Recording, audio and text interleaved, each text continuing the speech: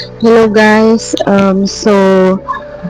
ngayon, ginagawa ko tong video na to because I have so much courage to share some prayers to you for the nation, for the people, to other countries. Kasi yung mama ko OFW eh. So, ka-OFW lang nitong nakaraang buwan. So, magwa 1 month pa lang siya doon sa Dubai, sa UAE. So ngayon, gusto kong mag-pray tayo for the other people, hindi lang sa mga Pilipino, sa ibang bansa, hindi lang sa Iran, hindi lang sa Israel, hindi lang yung mga OFW, kundi yung mga tao na innocente kasi hindi naman yung mga tao yung nag-aaway. It is the government itself. It is the government, it is their decision, it is their tawag nito, kagustuhan kasi gusto nila yung ganito, ganyan. Hindi nila iniisip yung mga tao nila. Hindi nila iniisip yung mga communities nila. So, it is happened because it need to be happened.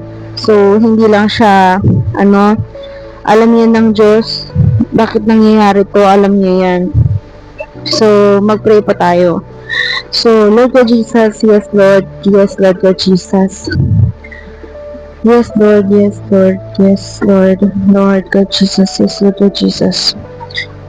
Panginoon, nandito po kami, Panginoon, nagdadasal sa inyo, Panginoon. We seek for your guidance, Panginoon. Lord, Panginoon, patawarin mo po kami sa lahat ng aming mga kasalanan. Gabayan mo po kami sa pang-araw-araw, Lord God Jesus. Ikaw lamang po ang Diyos, makataas-taasan, Lord God. Ikaw lamang po ang aming pinupuri.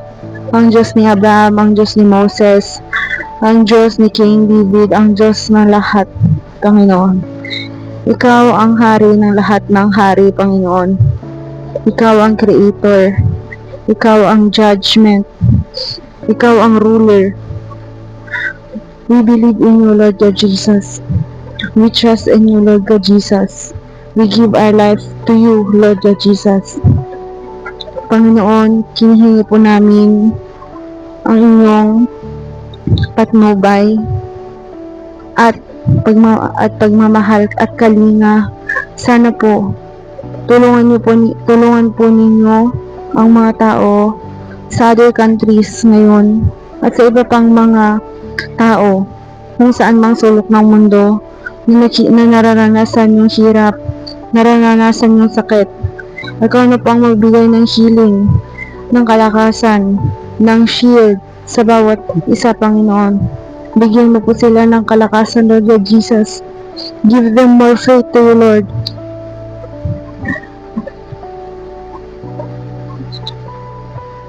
Kung mahina man po ang kalooban nila, Lord God Jesus, ikaw po yung magbigay, Panginoon. Yes, Lord God Jesus, we pray this for you, Lord God Jesus. Not for ourselves, Lord. Not for us to save our life, Lord. But to praise you, to worship you, para itaas ka, Panginoon, Lord God Jesus. We pray this for you, Lord, para maganap ang lahat ng kagustuhan mo, Panginoon. Sana, Panginoon, pinagdadasal namin na sana mangyari ang will mo sa mundong ito at hindi ang will ng bawat tao. Yes, we pray for your will, Lord God Jesus, that it will be happen. Not our will, but it will not be happened. Yes, Lord, we pray for your will, Lord, Panginoon. We pray for our needs as humans, as your daughters, as your sons.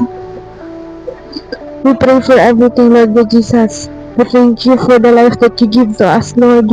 We thank you for the life, for the people that hopes believing in you, Lord. Yes, Lord God Jesus. Yes, Lord. Yes, Lord. Yes, Lord. This is our prayer, Lord God Jesus. This is our prayer. This is our prayer. This is our prayer. In Jesus' mighty name. In Jesus' mighty name. Amen. Amen. So,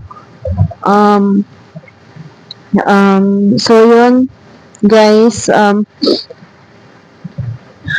sobrang gaan sa loob. Sana, yung pag-pray natin na yun, eh,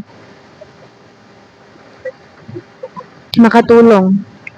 Hindi lang sa inyo, kundi sa iba din, no? So, continue your faith to God. Continue evangelizing other people. Don't share your church. Share the word of God. If Catholic ka man, if born again ka man like me, if you are a INC, or ano man yung religion mo, but you believe in God, share the word of God, not your church, because church cannot save the life of people. Only God can save the life of every people in this world. No one church can save you, but only God can save you. So yun lang guys, God bless you all. God bless you all. I pray every day for the safety of every person. So yun lang po. Thank you so much. Thank you so much. Thank you. God bless you po.